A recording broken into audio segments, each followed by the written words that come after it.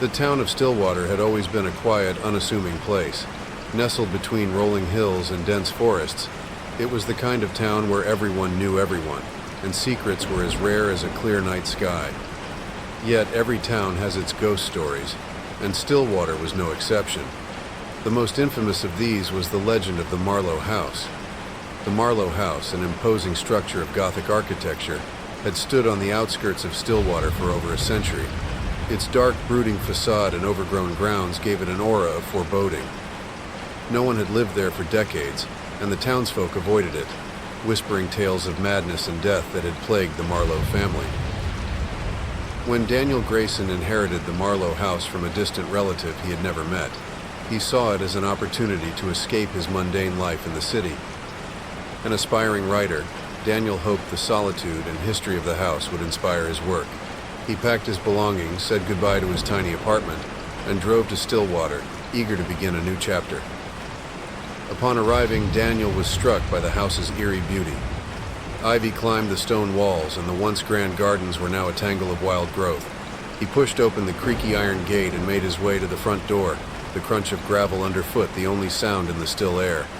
Inside, the house was a time capsule of a bygone era. Dusty furniture, faded wallpaper, and cobweb-draped chandeliers spoke of a past filled with opulence and sorrow. Daniel set about exploring, his footsteps echoing through the empty halls.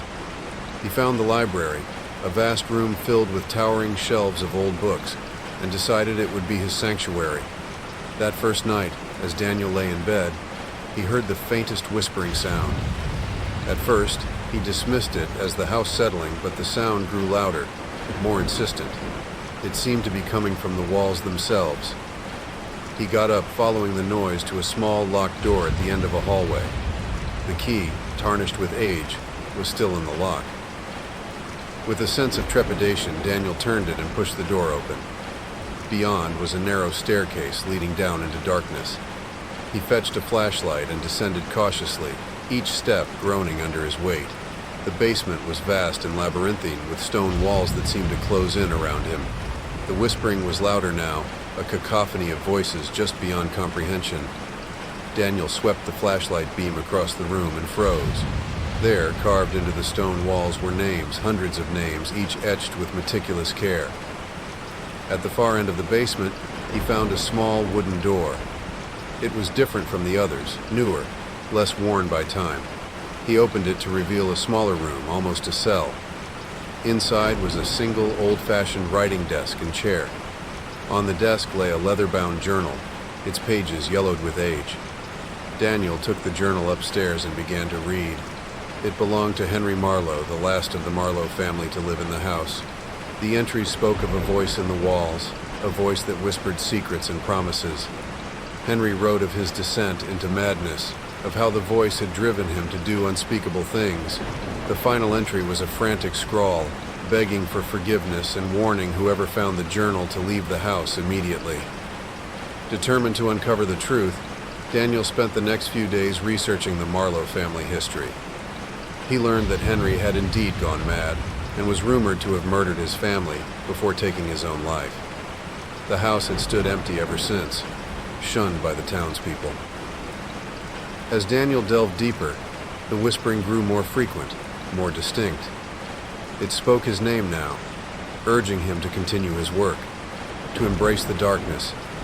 He found himself drawn to the basement, to the names on the walls. He began to write furiously, the words pouring out of him as if guided by an unseen hand.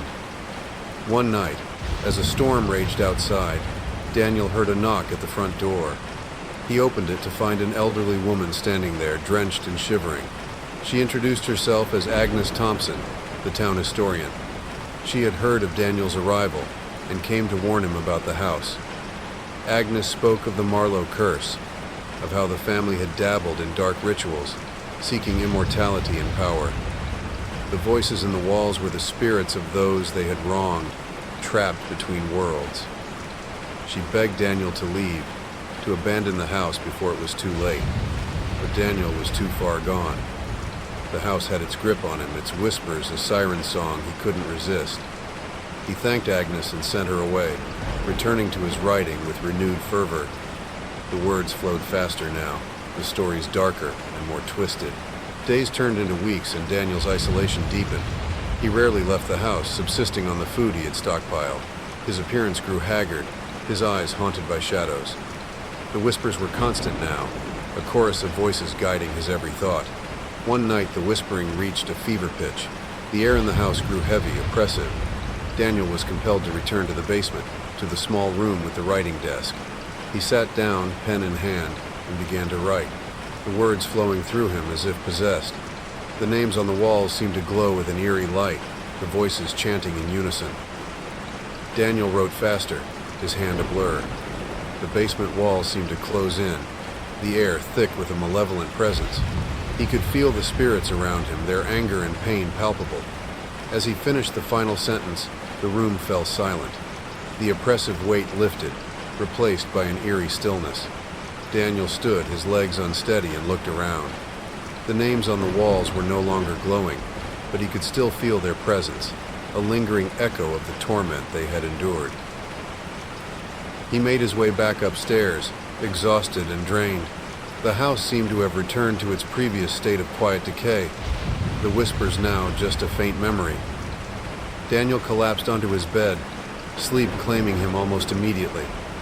When he awoke, the sun was shining, and the house was eerily silent. Daniel felt a strange sense of peace, as if a great burden had been lifted. He ventured outside for the first time in weeks, breathing in the fresh air, and felt a glimmer of hope. Over the next few days, Daniel continued to write, but the dark influence of the house seemed to have waned. He ventured into town, reconnecting with the outside world. The townspeople were wary at first, but as they saw the change in him, they welcomed him into their fold. Agnes visited him again, this time with a smile. She sensed that the house's hold on him had weakened and urged him to continue his writing, but to be mindful of the darkness that still lingered. Daniel promised to be cautious, to heed her warnings. As the months passed, Daniel's writing flourished. He published a series of horror novels inspired by his experiences in the Marlowe house, each one a bestseller, but he never forgot the whispers, the voices in the walls that had almost consumed him. One evening, as Daniel sat on the porch watching the sunset, he felt a presence beside him. He turned to see the ghostly figure of Henry Marlowe, his eyes filled with sorrow and regret. Henry nodded, a silent acknowledgement of the bond they shared. Daniel watched as Henry's spirit faded, leaving behind a sense of closure. The house, once a place of darkness and despair, now stood as a testament to the power of resilience and creativity. Daniel knew that the whispers would never truly leave, but he had learned to live with them, to harness their energy for his own purposes. And so, the Marlowe house remained, a silent guardian of its secrets, waiting for the next soul to uncover its dark history. But Daniel Grayson had broken the cycle, his story a beacon of hope in a world filled with shadows. Yet there was still a lingering sense of unease. Daniel couldn't shake the feeling that something was left unresolved. On a whim, he decided to revisit the basement one last time. He descended the creaky stairs, flashlight in hand, and approached the small wooden door at the far end. The basement felt different, the air thicker, almost electric. He opened the door to the small room, half expecting to see the writing desk and chair, but instead he found a small box on the floor, its surface covered in strange symbols. The whispers returned, softer now, more like a distant murmur. He opened the box to find an old pocket watch, its hands frozen at midnight. As he held it, a wave of memories not his own washed over him. He saw the Marlowes, their lives, their rituals, and their ultimate downfall.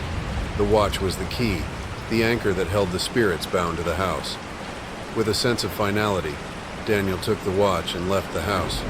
He walked to the edge of the property where an old well stood. He dropped the watch into the well, watching as it disappeared into the darkness below. The whispers ceased, and the air grew lighter, as if a great weight had been lifted. Daniel turned back to the house one last time. It looked different now, almost welcoming. He knew that the spirits were finally at rest, and the house was free of its curse. He smiled, feeling a sense of accomplishment and peace. As he walked away, The sun setting behind him, Daniel felt a new beginning on the horizon. He had faced the darkness and emerged stronger, ready to continue his journey as a writer and a beacon of hope for others. The Marlowe house would stand as a testament to the power of resilience, creativity, and the enduring spirit of those who refuse to be consumed by the shadows.